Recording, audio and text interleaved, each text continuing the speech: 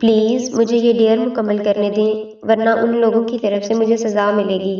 ماہنور کی بھیگی ہوئی آنکھیں اس شخص پر جمی تھیں جو سامنے سنجیدگی سے کھڑا اسے دیکھ رہا تھا، اور وہ بالکل بے بس لہجے میں بولی، الفاروق یونیورسٹی کے پہلے ہی دن ایک شرارتی گروہ نے اسے ڈیر میں پھنسا دیا تھا، مگر جس شخص کے پاس اسے بھیجا گیا تھا اس کے بارے میں وہ کچھ بھی نہیں جانتی تھی۔ تمہارا ڈیر آخر ہے کیا؟ اس شخص کے گال پر 3 ستارے بنانے ہیں۔ اس کا جسم کانپ رہا تھا، مگر ہمت جٹا کر اس نے ہاتھ آگے بڑھایا۔ جیسے ہی اس کی انگلیاں اس کے گال کے قریب پہنچیں، اس شخص نے تیزی سے اس کا ہاتھ پکڑ کر زور سے مروڑ دیا۔ وہ گروہ تو موقع دیکھ کر فرار ہو گیا، لیکن ماہنور وہیں ڈر سے تھر تھراتی کھڑی رہی۔ ارے بس کرو، تمہیں پتہ ہے نا کہ میں اس یونیورسٹی کا پروفیسر ہوں۔ اس کے الفاظ سنتے ہی ماہنور کے آنسو جیسے وہیں تھم گئے، آنکھیں حیرت سے کھلی کی کھلی رہ گئیں، گلے میں سانس جیسے اٹک گیا۔ تو کیا واقعی وہ ایک پروفیسر کے ساتھ ڈیئر کرنے کی جسارت کر بیٹھی تھی؟ اس کا ایف ایس سی کا رزلٹ سامنے آ چکا تھا۔ لیپ ٹاپ کی اسکرین کے سامنے بیٹھی ماہنور کا چہرہ خوشی سے دمک اٹھا۔ اس نے ایف ایس سی میں A+ گریڈ حاصل کیا تھا، اور یہ خبر پاتے ہی وہ خوشی سے اچھلتی کمرے سے باہر دوڑ گئی۔ اس وقت گھر کے سارے لوگ لاؤنج میں بیٹھے شام کی چائے کا لطف لے رہے تھے۔ کمرے میں جانے سے پہلے اسی نے سب کو چائے بنا کر پلائی تھی۔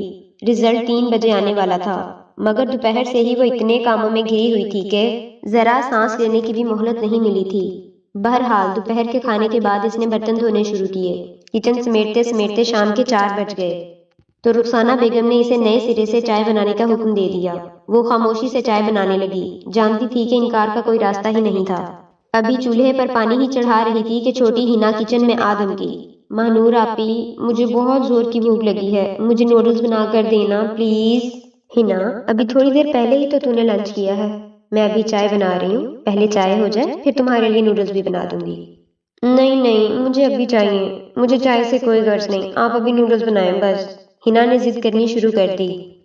اچھا جاؤ باہر بیٹھو، میں تمہارے لیے نوڈلز لے کر آتی ہوں۔ اس نے دوسرے چولہے پر نوڈلز کے لیے پانی چڑھا دیا۔ سب کو چائے دینے کے بعد ہینا کو نوڈلز تھماتے ہوئے وہ خود بھاگتی ہوئی اپنے کمرے کی طرف گئی۔ جلدی سے لیپ ٹاپ کھولا اور درود شریف کا ورد کرتے ہوئے اپنا رزلٹ چیک کیا۔ پیپرز تو اچھے ہوئے تھے، مگر رزلٹ سے پہلے کی گھبراہٹ تو ہر طالب علم کو ہوتی ہے۔ وہ دعائیں مانگتے ہوئے اپنا رول نمبر درج کر رہی تھی کہ اچانک رزلٹ سامنے آیا اور اس کے منہ سے بے اختیار خوشی کی چیخ نکل گئی۔ بابا، میرا ایف ایس سی کا رزلٹ آ گیا اور A+ گریڈ ہے۔ وہ خوشی میں بھاگتی لاؤنج میں پہنچی اور باپ کو یہ خوشخبری سنا دی۔ ماشاءاللہ ماشاءاللہ، کیا بات ہے، بہت بہت مبارک ہو میرا بیٹا۔ میری بیٹی تو پہلے سے ہی ذہین اور قابل ہے۔ ارے ماہنور آپی کا رزلٹ آ گیا، بابا ہمیں ٹریٹ دینی چاہیے، چلو آج رات کا کھانا باہر کھائیں گے۔ عمران خوشی سے اچھل پڑا۔ ہاں بالکل چلتے ہیں ماہنور بیٹا، تمہیں بہت بہت مبارک ہو۔ شکریہ بابا۔ سلیم صاحب نے پیار سے اس کے سر پر ہاتھ پھیرا۔ بس رزلٹ ہی تو آیا ہے، تو کیا ہوا؟ A+ گریڈ کوئی ایسی انوکھی بات نہیں، نہ جانے کیوں تم لوگ 5 اسٹار ہوٹل میں جشن منانے کی تیاری کرنے لگے ہو۔ رخسانہ بیگم سے ماہنور کی خوشی دیکھی نہ گئی اور انہوں نے فوراً ماحول خراب کر دیا۔ اماں، اتنی کنجوسی بھی اچھی نہیں۔ بابا، اتنے اچھے نمبر آئے ہیں تو ہمیں باہر لے چلیں، مجھے تو جانا ہی جانا ہے۔ ہینا اور عمران دونوں ایک ساتھ ضد پر اڑ گئے۔ اچھا ٹھیک ہے بابا، لے چلتے ہیں، سب تیار ہو جاؤ، میں شام کی نماز پڑھ لوں، پھر جہاں تم لوگ کہو گے وہیں کھانا کھلانے لے چلوں گا، ٹھیک ہے نا؟ اچھا جائیں گے۔ مانور، یہ کپ اٹھاؤ اور کچن میں رکھو، اور جاتے جاتے چائے کے برتن بھی دھو دینا۔ رخسانہ بیگم نے ایک بار پھر کرہت لہجے میں فرمان سنا دیا اور ماہنور کو خاموشی سے کچن کی طرف بھیج دیا۔ دونوں بچے باہر جانے کی خوشی میں چہکے پھر رہے تھے، لیکن جس کی خوشی کا یہ جشن تھا وہ اندر ہی اندر فکروں میں گھری ہوئی تھی۔ وہ آگے پڑھنا چاہتی تھی، پڑھائی اس کا خواب تھا، مگر اجازت ملے گی یا نہیں اس بارے میں کوئی یقین نہیں تھا۔ وہ کسی مناسب وقت کی تلاش میں تھی جب سلیم صاحب اسے اکیلے میں ملے اور وہ ان سے بات کر سکے، کیونکہ رخسانہ بیگم کے سامنے یہ موضوع چھیڑنا تو خود اپنے پیر پر کلہاڑی مارنے جیسا تھا۔ شام کو سارا گھر باہر گیا۔ عمران اور ہینا بہت خوش تھے، انہوں نے جھولے لیے، گیمز کھیلی اور پیٹ بھر کے کھایا۔ 11 بجے کے قریب جب وہ سب گھر لوٹے تو رخسانہ بیگم فوراً کمرے میں چلی گئیں۔ مانور، سارے دروازے بند کر دینا، میرا سر پھٹا جا رہا ہے، تم لوگوں نے فضول کی ضد میں لے جا کر مجھے تھکا دیا۔ عمران نہ کہتا تو میں کبھی نہ جاتی۔ وہ سر دباتی کمرے میں غائب ہو گئیں۔ سلیم صاحب ابھی گاڑی پار کر کے اندر آ رہے تھے۔ مانور مین دروازہ لگانے لگی تھی کہ باپ اندر داخل ہوئے۔ یہی موقع تھا جب وہ ڈھونڈ رہی تھی۔ بابا، مجھے آپ سے ایک اہم بات کرنی ہے۔ ہاں بیٹا بولو۔ بابا، میں آگے تعلیم جاری رکھنا چاہتی ہوں، بس اتنا کہنا تھا کہ رخسانہ بیگم کمرے سے نکل آئیں۔ شاید آواز سن لی تھی۔ مل گیا موقع، شروع ہو گئی۔ باپ سے مانگے؟ ارے مارکیٹ تک تو اکیلے بھیجو تو رستہ بھول جاتی ہو، یونیورسٹی میں جا کر کیا کرو گی؟ اتنی بڑی جگہ میں گم ہو گئی تو؟ بس بس، جتنا پڑھنا تھا پڑھ لیا۔ سلیم صاحب، اس کا کوئی اچھا سا رشتہ دیکھیں اور شادی کر کے چلتا کریں۔ یہی عمر ہوتی ہے لڑکیوں کی۔ میری نظر میں ایک دو رشتے ہیں، بعد میں بتاؤں گی، اور تم جاؤ اپنے کمرے میں۔ انہوں نے ماہنور کو دھکا دے کر کمرے میں بھیج دیا۔ وہ خاموشی سے چلی گئی۔ جس بات کا اندیشہ تھا وہی ہوا۔ رات بھر وہ کروٹیں بدلتی رہی اور نیند نہ آئی۔ جائے نماز بچھا کر پوری رات اللہ کے حضور روتی رہی اور بابا کے مان جانے کی دعائیں مانگتی رہی۔ امید بہت کم تھی مگر دل نے ماننے سے انکار نہیں کیا۔ شاید سلیم صاحب بیٹی کی خاطر ایک قدم اٹھانے کی ہمت کر لیں۔ صبح آنکھ دیر سے کھلی، نماز قضا ہو گئی تھی مگر وہ فوراً کچن کی طرف بھاگی۔ ہنا اور عمران کے اسکول جانے سے پہلے ناشتہ تیار کرنا تھا۔ 7:30 بجے ان کی وین آنی تھی، اس لیے وہ جلدی جلدی کام میں لگ گئیں۔ ناشتہ تیار کر کے دونوں کو جگایا، منہ ہاتھ دھلوایا، کھانا کھلایا۔ لنچ باکس پہلے سے تیار تھے۔ ان کو یونیفارم پہنا کر باہر لیا تو وین آ چکی تھی۔ ان کو بٹھا کر واپس مڑی تو ڈائننگ ٹیبل پر رخسانہ بیگم بیٹھی تھیں۔ ارے کب سے بیٹھی ہوں، ناشتہ ملے گا بھی یا خود بنانا پڑے گا مجھے؟ جلدی سے چائے لاؤ، سر پھٹا جا رہا ہے میرا۔ جی جی جی، میں ابھی لاتی ہوں۔ ہنا اور عمران کو وین میں بٹھانے گئی تھی بس۔ ہاں ہاں جاؤ بی بی، وضاحت کی ضرورت نہیں۔ اور سنو، رخسانہ بیگم نے آواز دے کر واپس بلایا، ادھر آؤ۔ رات کو باپ کے کان میں کیا گنگنا رہی تھی؟ خبردار، آئندہ کبھی باپ کے سامنے پڑھائی کی بات نہ کرنا، سمجھی؟ اب جاؤ۔ ماہنور سب کچھ برداشت کرتی خاموشی سے کچن میں چلی گئیں۔ رخسانہ بیگم کو چائے دے کر اس نے بابا کے لیے پراٹھے لگائے۔ 10 بجے سلیم صاحب آفس جاتے تھے۔ ان کے اٹھنے سے پہلے وہ ناشتہ میز پر سجا دیتی تھی۔ سلیم صاحب تیار ناشتہ دے کر ہمیشہ مسکرا دیتے تھے۔ ماشاءاللہ، میری بیٹی نے تو میرے آنے سے پہلے ہی سب لگا دیا، جیتی رہو۔ اور بس یہی ایک جملہ سننے کے لیے وہ اتنی محنت کرتی تھی۔ سلیم صاحب ناشتے پر بیٹھ گئے اور ماہنور ان کے لیے چائے بنانے چلی گئی۔ ماہنور بیٹا، ادھر آنا ذرا۔ جی بابا۔ بیٹا، میں نے ایک فیصلہ کیا ہے۔ قریب بیٹھی رخسانہ بیگم کی آنکھیں پھیل گئیں۔ تمہارے نمبر اتنے اچھے آئے ہیں تو تمہیں آگے ضرور پڑھنا چاہیے۔ کس ڈپارٹمنٹ میں جانا چاہتی ہو؟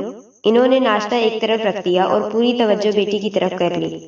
بابا، میں انجینئرنگ کرنا چاہتی ہوں، ماہنور نے دل کی دھڑکن کو قابو میں رکھتے ہوئے جواب دیا۔ سلیم صاحب، میں نے آپ سے پہلے ہی کہا تھا کہ اسے آگے پڑھنے کی کوئی ضرورت نہیں۔ رخسانہ، تم ایک طرف رہو، میں اپنی بیٹی سے بات کر رہا ہوں۔ بیٹا، جس یونیورسٹی میں جانا ہو بتاؤ، میں ایڈمیشن کروا دیتا ہوں۔ فیس کی فکر نہ کرو۔ بابا، فیس کی بات ہی نہیں، مجھے امید ہے اسکالرشپ مل جائے گا۔ اور یہی ہوا، الفاروق یونیورسٹی میں اسے 80% اسکالرشپ کے ساتھ ایڈمیشن مل گیا۔ ماہنور اللہ کا شکر گزار کرتے نہیں تھک رہی تھی۔ مگر دوسری طرف رخسانہ بیگم کا غصہ گھر میں آگ کی طرح پھیلا ہوا تھا۔ وہ ہر وقت بنا کسی وجہ کے ماہنور کو آڑے ہاتھوں لیتی رہی۔ ماہنور کوشش کرتی کہ کوئی بہانہ نہ ملے مگر رخسانہ بیگم بہانے خود تلاش کر لیتی تھیں۔ ایڈمیشن ہو گیا اور الفاروق یونیورسٹی میں پہلا دن آ گیا۔ اتنے بڑے کیمپس کو دیکھ کر ماہنور دنگ رہ گئی۔ اس کی کوئی پرانی سہیلی وہاں نہیں تھی کیونکہ اس کی ساری سہیلیاں مڈل کلاس تھیں اور اتنی مہنگی یونیورسٹی ان کے بس کے باہر تھی۔ یہاں ہر چہرہ اجنبی تھا۔ وہ اندر سے بہت گھبرائی ہوئی تھی اور یہ صاف نظر بھی آ رہا تھا۔ نئے آنے والوں کو پریشان کرنے کے لیے ایک شرارتی گروہ پہلے سے تیار بیٹھا تھا۔ ماہنور نے کالا شلوار قمیض پہنا ہوا تھا اور شفاف دوپٹہ کندھوں پر پھیلا رکھا تھا۔ بیگ کی پٹی کو مٹھی میں تھامے انگلیاں مروڑتی وہ چھوٹے چھوٹے قدم اٹھاتی چل رہی تھی۔ دیکھنے میں بالکل ایک سادہ اور سہمی ہوئی سی لڑکی۔ ابھی چل ہی رہی تھی کہ 5 لوگوں نے آ کر راستہ روک لیا۔ 3 لڑکیاں اور 2 لڑکے۔ ان میں سے ایک نے جھپٹ کر اس کا بیگ چھین لیا۔ ارے یہ کیا حرکت ہے آپ لوگوں کی؟ نام کیا ہے تمہارا؟ دوسری لڑکی سینے پر باہیں باندھتے سامنے آ گئی۔ ماہنور عائشہ، وہ آہستہ سے بولی۔ تو ماہنور عائشہ، کس ڈپارٹمنٹ میں تمہارا ایڈمیشن؟ Software engineering. اس کے ہاتھ پاؤں سے پسینہ ٹپک رہا تھا اور پورا بدن تھر تھرا رہا تھا۔ ایک لڑکی نے بیگ سے ایڈمیشن سلپ نکال لی اور بیگ واپس کر دیا۔ ارے میری سلپ واپس کرو۔ سلپ واپس لینی ہے تو ایک کام کرنا ہوگا۔ دوسری لڑکی نے بیگ پھر تھام لیا۔ سامنے دیکھو، وہاں ایک لڑکا کھڑا ہے کالے سوٹ والا۔ جی دیکھ رہی ہوں۔ اس کی آواز حلق میں دب کر رہ گئی۔ اس کے گال پر 3 ستارے بناؤ گی تبھی تمہارا سامان ملے گا۔ میں یہ نہیں کر سکتی۔ بھلا کسی کے منہ پر ستارے کیسے بناؤں؟ تو پھر یہ تمہارا یہ سامان ہمارے پاس رہے گا۔ پوری یونیورسٹی میں ڈھونڈتی رہنا ہمیں۔ تمہیں پتہ بھی نہیں ہم کس ڈپارٹمنٹ کے ہیں۔ ماہنور کے اوسان جاتے رہے۔ ایسی صورتحال کا اس نے کبھی سوچا بھی نہیں تھا۔ تیسری لڑکی نے اس کے ہاتھ میں پینسل تھمائی۔ لڑکوں نے اشارے سے کہا کہ جا کر کام کرو۔ وہ حیرت اور گھبراہٹ میں کبھی ان پانچوں کو دیکھتی اور کبھی اس شخص کو جو دور کھڑا فون پر بات کر رہا تھا۔ چھوٹے چھوٹے قدم اٹھاتی وہ اس شخص کے سامنے آ کر خاموشی سے کھڑی ہو گئی۔ اس نے نظر اٹھا کر دیکھا اور آبرو اوپر کی، جیسے پوچھ رہا ہو کہ کیا بات ہے۔ وہ انگلیاں مروڑتی چپ رہی۔ جیسے ہی اس کی کال ختم ہوئی، اس نے ماہنور کی طرف متوجہ ہو کر پوچھا، کوئی کام ہے؟ جب بہت دیر تک وہ کچھ نہ بولی تو واقعی بولنا پڑا۔ پلیز مجھے یہ ڈیئر مکمل کرنے دیں، ورنہ ان لوگوں کی طرف سے مجھے سزا ملے گی۔ ماہنور کی بھیگی ہوئی آنکھیں اس شخص پر جمی تھیں جو سامنے سنجیدگی سے کھڑا اسے دیکھ رہا تھا، اور وہ بالکل بے بس لہجے میں بولی۔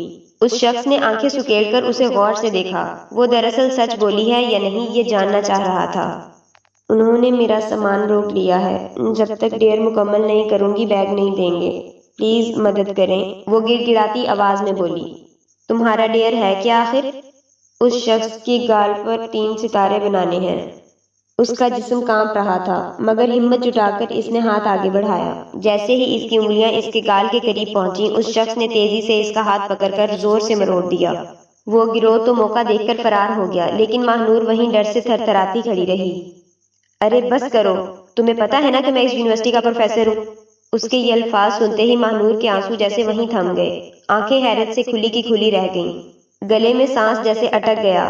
تو کیا واقعی وہ ایک پروفیسر کے ساتھ ڈیئر کرنے کی جسارت کر بیٹھی تھی؟ اب اس کے ساتھ کیا ہونے والا تھا؟ I'm sorry سر، مجھے سچ میں نہیں معلوم تھا۔ ان لوگوں نے کہا تھا کہ آپ IT کے سینئر اسٹوڈنٹ ہیں۔ اس کی غزالی آنکھوں سے موٹے موٹے آنسو بہنے لگے۔ سامنے کھڑا شخص ان بھیگی آنکھوں میں جیسے کھو گیا، مگر پھر جلدی سے خود کو سنبھالا۔ وہ تمہارا بیگ پڑا ہے، اٹھاؤ اور کلاس میں جاؤ، اس نے ہاتھ کے اشارے سے جانے کو کہا۔ ماہنور تو جیسے جان چھوٹنے پر شکر بجا لاتی اور بھاگ کر بیگ اٹھا کر آگے نکل گئی۔ پہلے ہی دن ایسی رسوائی، دل چاہا کہیں زمین پھٹے اور سما جائے، مگر خود کو مضبوط کرتی وہ کلاس کی تلاش میں نکل پڑی اور آخری بینچ پر جا بیٹھی۔ سب کا پہلا دن تھا تو ساری کلاس خاموش تھی، پھر ٹیچر آئے تو سب اٹھ گئے، ماہنور بھی سر جھکائے کھڑی رہی۔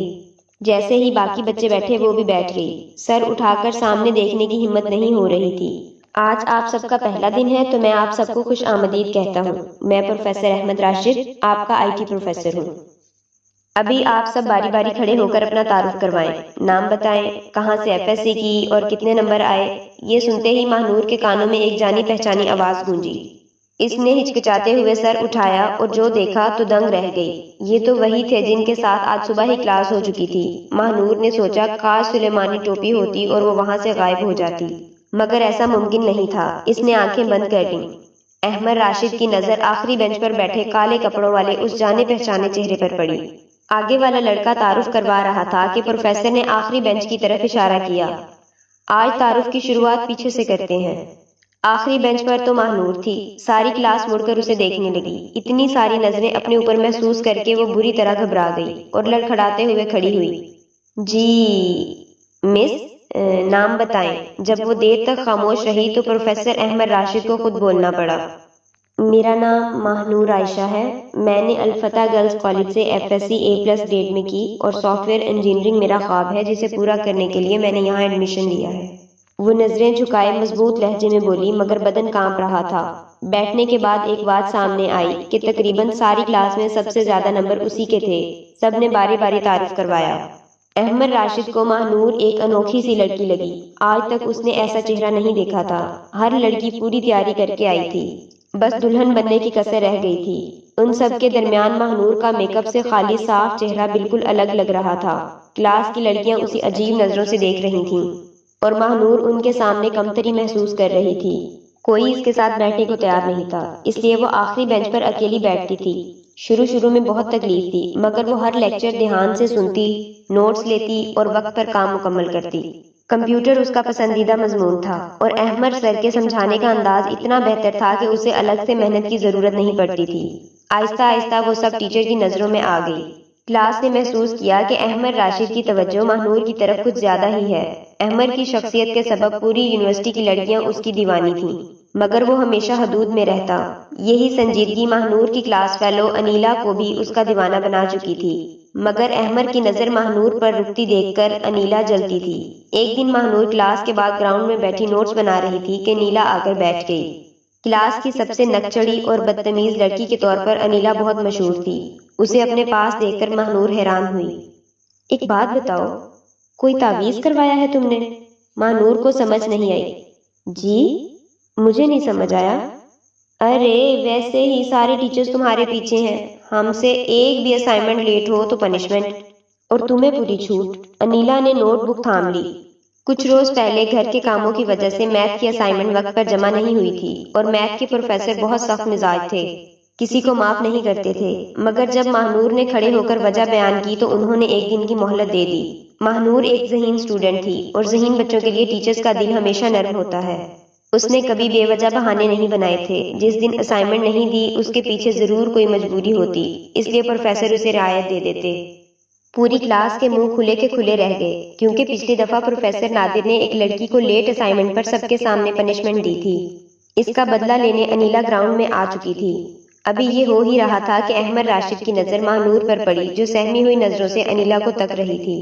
احمد سمجھ گیا کہ کچھ نہ کچھ گڑبڑ ہے۔ پروفیسر احمد راشد کو سامنے دیکھ کر مہنور فوراً کھڑی ہو گئی۔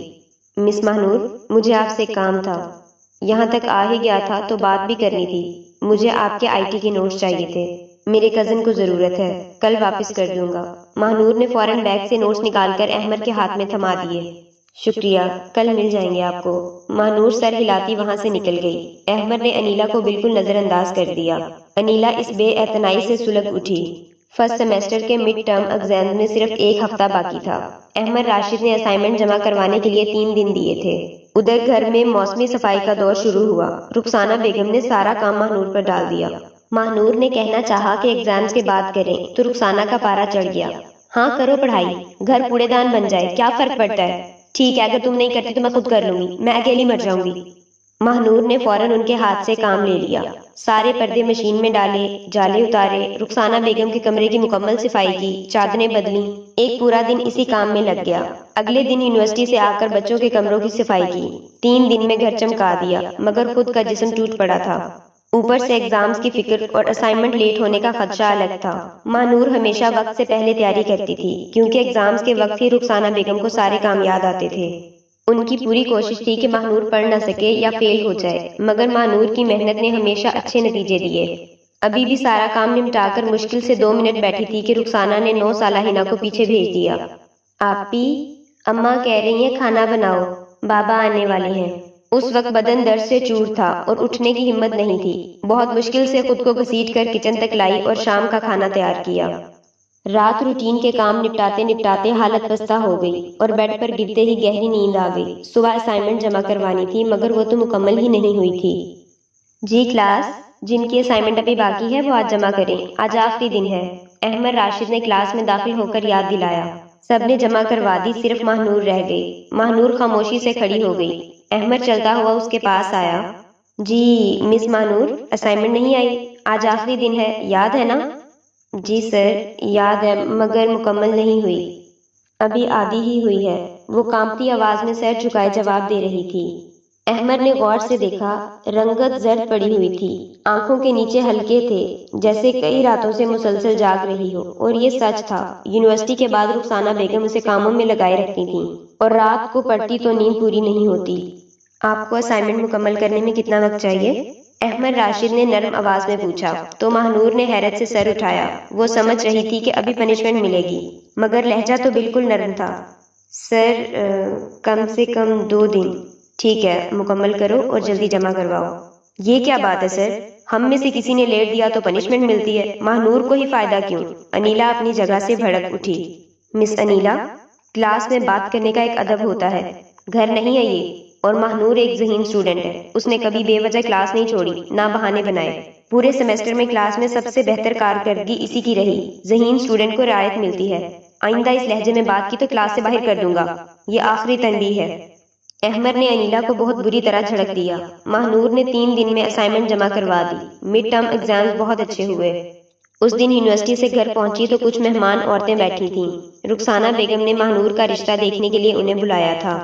مہنور تو دنگ رہ گئی، دیکھنے والوں کو وہ بہت پسند آئی۔ وہ ابھی بات پکی کرنا چاہتی تھی، مگر رخسانہ نے کچھ مہلت لے لی۔ شوہر سے مشورہ کیے بغیر اتنا بڑا فیصلہ نہیں ہو سکتا تھا، اور انہیں یقین تھا کہ ہمیشہ کی طرح اس بار بھی منا لیں گی۔ ماہنور کے پاؤں سے تو زمین نکل گئی۔ پہلے سیمسٹر میں شادی، یہ کیسے ممکن تھا؟ وہ جانتی تھی کہ رخسانہ بیگم اسے گھر سے نکالنے کے لیے جلدی شادی کرنا چاہتی ہیں۔ وہ کتنی کوشش کرتی کہ ان کے دل میں اپنی جگہ بنائے، مگر پہلے دن کی طرح آج بھی رخسانہ بیگم اسے ناپسند کرتی تھیں۔ سائڈ ٹیبل سے ماں کی تصویر اٹھا کر سینے سے لگا لی۔ کاش اماں آپ ہوتی۔ ماہنور 6 سال کی تھی جب ان کی ماں دنیا سے چلی گئی تھی۔ 1 سال بعد سلیم صاحب نے رخسانہ سے شادی کر لی۔ یہ رشتہ دادی نے کروایا تھا۔ جب تک دادی رہی ماہنور کی زندگی کچھ بہتر رہی، مگر دادی کے جانے کے بعد وہ بالکل اکیلی ہو گئی اور پوری طرح رخسانہ کے رحم و کرم پر آ گئی۔ رخسانہ کا رویہ بالکل ویسا ہی تھا جیسا ستیلی ماں کا ہونا چاہیے۔ سلیم صاحب بھی کم ہی مدد کر پاتے تھے، مگر اتنا کیا کہ اسے اچھے اسکول میں رکھا، ورنہ رخسانہ کی کوشش تھی کہ سرکاری اسکول میں ڈال دیں۔ میٹرک پرائیویٹ اسکول سے کیا، پھر رخسانہ کے تانوں سے تنگ آ کر قریبی الفتح گرلز کالج میں ایڈمیشن لے لیا اور وہاں سے اچھے نمبر لیے۔ گھر کا سارا بوجھ ماہنور پر تھا۔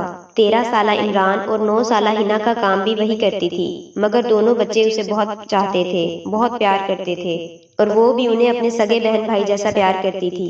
بس ایک رخسانہ بیگم تھی جنہیں ماہنور ایک آنکھ نہ بھاتی تھی۔ شام کو سلیم صاحب گھر آئے تو ماہنور دوڑ کر گلے لگ گئی۔ بابا میرے ساتھ یہ ظلم نہ کریں، مجھے ابھی پڑھنا ہے، اماں میری شادی طے کر رہی ہیں۔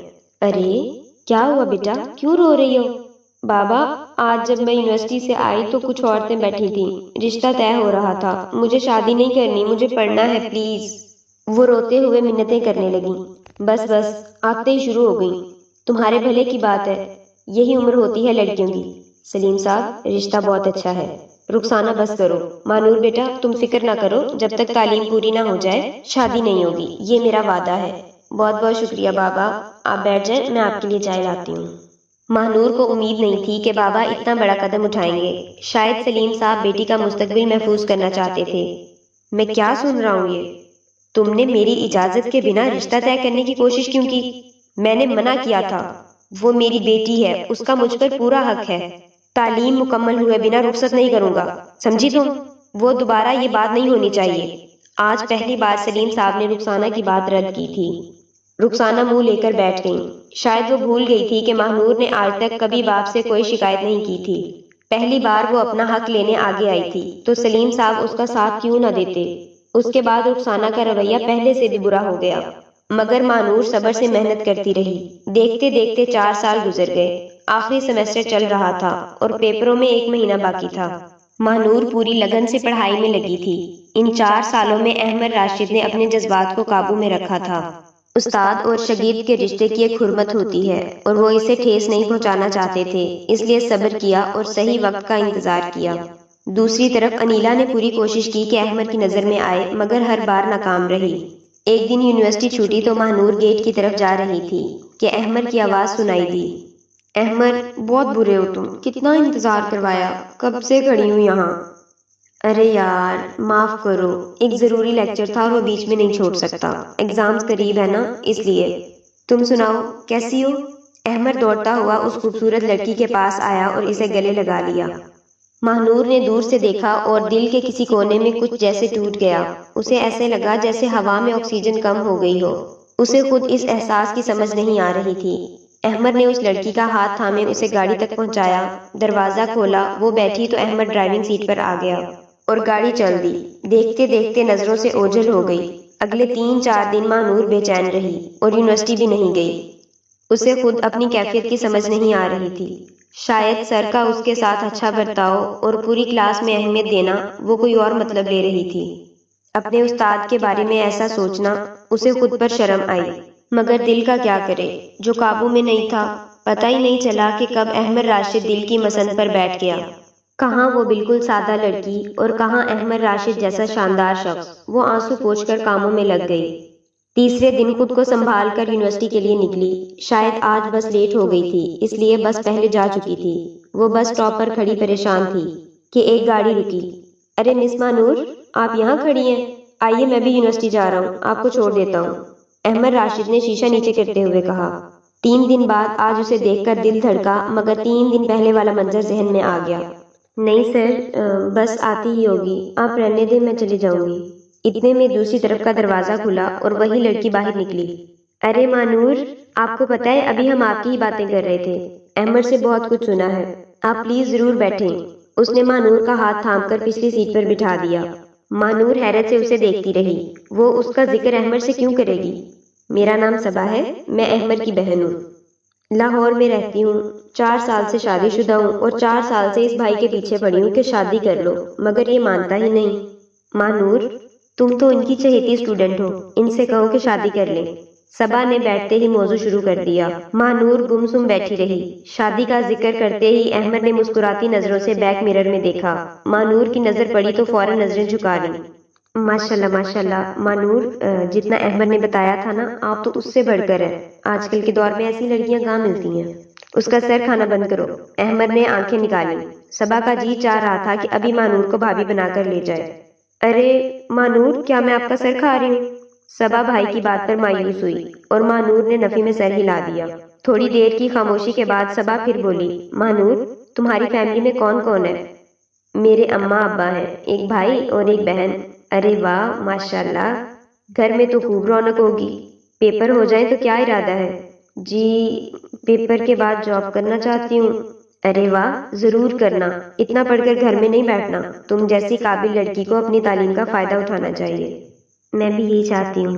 ارے یہ کدھر جا رہے ہیں؟ یونیورسٹی کا راستہ تو یہ نہیں۔ مانور گھبرا گئی۔ ارے پریشان نہ ہو، پہلے صبا کو مارکیٹ چھوڑنا ہے، پھر 5 منٹ میں تمہاری یونیورسٹی۔ صبا کے جانے کے بعد احمد خاموش رہا اور مانور بھی، مگر مانور کو خود پر غصہ آ رہا تھا کہ جسے وہ بیوی یا منگیتر سمجھ رہی تھی وہ تو بہن نکلی۔ بے وجہ 3 دن تکلیف میں رہی۔